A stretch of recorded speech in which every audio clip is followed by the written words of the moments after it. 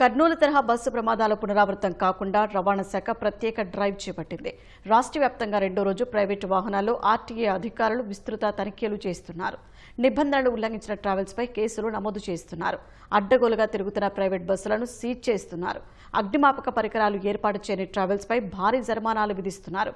తనిఖీలపై మరిన్ని వివరాలు మా ప్రతినిధి వెంకటరమణ అందిస్తారు.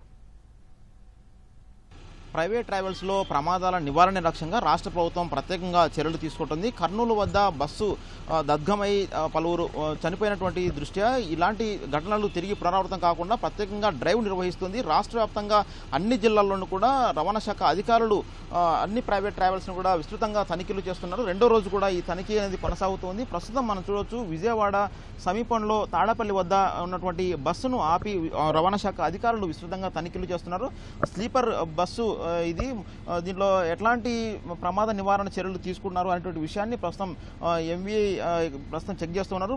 బస్సుకు ఎమర్జెన్సీ ఎగ్జిస్ట్ ఉన్నాయా లేదా అనేటువంటి విషయాన్ని స్పష్టంగా చూస్తున్నారు. ఎందుకంటే కర్నూలు వద్ద జరిగినటువంటి ప్రమాదంలో ఎమర్జెన్సీ ఎగ్జిస్ట్ తెరుచుకోకపోవడము, అదేవిధంగా సరైనటువంటి ఏర్పాటు చేయకపోవడం వల్ల ఫైర్ ఎగ్జిస్ట్ అంటే అగ్ని ప్రమాద నివారణ సంబంధించినటువంటి పరికరాలు లేకపోవడం వల్లే ఎక్కువ ఈ తరహా బస్సుల్లో ఎట్లాంటి ఏర్పాట్లు చేశారు, ఆ విధమైనటువంటి అగ్ని నివారణ పరికరాలు ఉన్నాయా లేదన్నటువంటి విషయాన్ని ప్రత్యేకంగా ఆర్టీఏ అధికారులు తనిఖీ చేస్తున్నారు. మొత్తం అన్ని బస్సులను కూడా ఇటువైపు విజయవాడ నుంచి చూస్తే కనుక రోజు దాదాపు 2000 బస్సులు కూడా పలు ప్రాంతాలకు రాకపోకలు జరుగుతూ ఉంటాయి.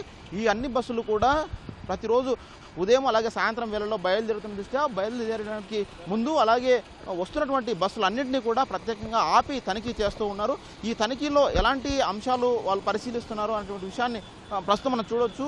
బస్సులో ఉన్నటువంటి ఫైర్ ఎగ్జిస్టింగ్ అంటే అగ్ని ఆర్పేటటువంటి పరికరాలు విషయంలో ప్రత్యేకంగా దృష్టి పెట్టడం జరిగింది. ప్రస్తుతం మనం చూడవచ్చు, ఈ బస్సులో ఈ ఫైర్ ఆర్పేటటువంటి పరికరం ఉంది, దానికి సంబంధించి పనిచేస్తుందా లేదా, దాని ఎక్స్పైరీ ఏమైనా అయిందా అండ్ కండిషన్లో ఉందా లేదా అనేటువంటి విషయాన్ని ప్రస్తుతం స్పష్టంగా చూస్తూ ఉన్నారు. అదేవిధంగా లగేజీ క్యాబిన్లో కూడా ఏమైనా వస్తువులు తరలిస్తూ ఉన్నారా, ప్రయాణికుల లగేజీ ఉందా లేదంటే వేరే ఇతర ఏమన్నా చేరవేస్తున్నటువంటి అంశాన్ని కూడా ప్రత్యేకంగా అధికారులు అయితే తనిఖీ చేస్తున్న పరిస్థితి ఉంది. ఎలాంటి ప్రమాదాలు జరగకుండా ఉండేందుకే ఈ తరహా చర్యలు తీసుకుంటూ ఉన్నారు. ప్రస్తుతం మనతో పాటు ఆర్టీ అధికారులు ఉన్నారు. వారిని అడిగి ఈ తనిఖీలో ఎట్లాంటి అంశాలను చూస్తున్నటువంటి విషయాన్ని మనం తెలుసుకుందాం. సార్, ఇప్పుడు ఏ అంశాలు మీరు పరిశీలిస్తున్నారు సార్ తనిఖీలో? వ్యాలిడ్ పర్మిట్ ఉందా లేదా, ఫిట్నెస్ ఉందా లేదా అన్నీ చెక్ చేస్తామండి. ఏది లేకపోయినా జనరల్గా వెహికల్ అయితే సీజ్ చేస్తామండి.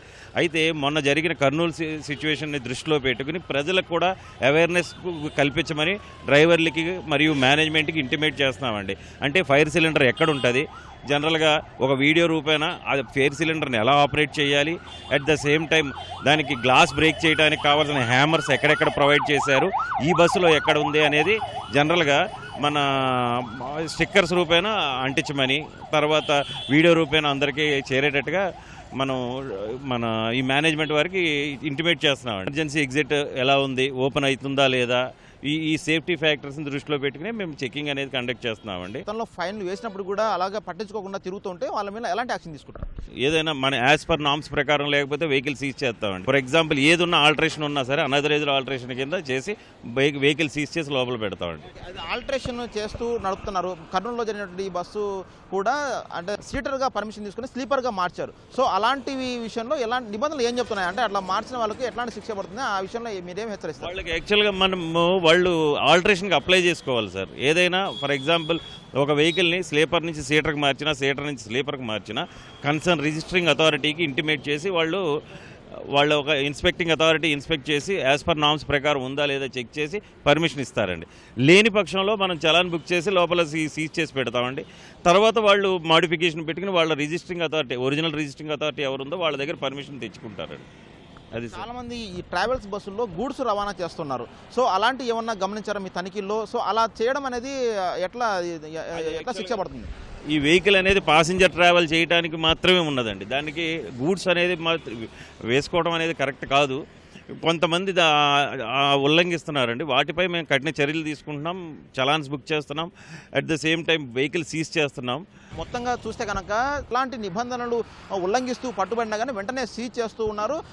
అదేవిధంగా కేసులు కూడా భారీగా నమోదు చేస్తూ అలాగే జరిమానాలు కూడా విధిస్తూ ఉన్న పరిస్థితి ఉంది. మొత్తంగా ఈ తనిఖీలు అనేది కొనసాగుతాయని, మొత్తం ఎక్కడా కూడా ప్రమాదాలు జరగకుండా పూర్తి స్థాయిలో నిబంధనలు పాటించేటటువంటి వరకు కూడా ఈ అవేర్నెస్ కల్పిస్తూ అదే సమయంలో ఈ గట్టిగా తనిఖీలు చేస్తామని చెప్పేసి అధికారులు స్పష్టం చేస్తున్నారు. విజయవాడ నుంచి కెమెరామ్యాన్ స్వామితో కలిసి వెంకటరమణ.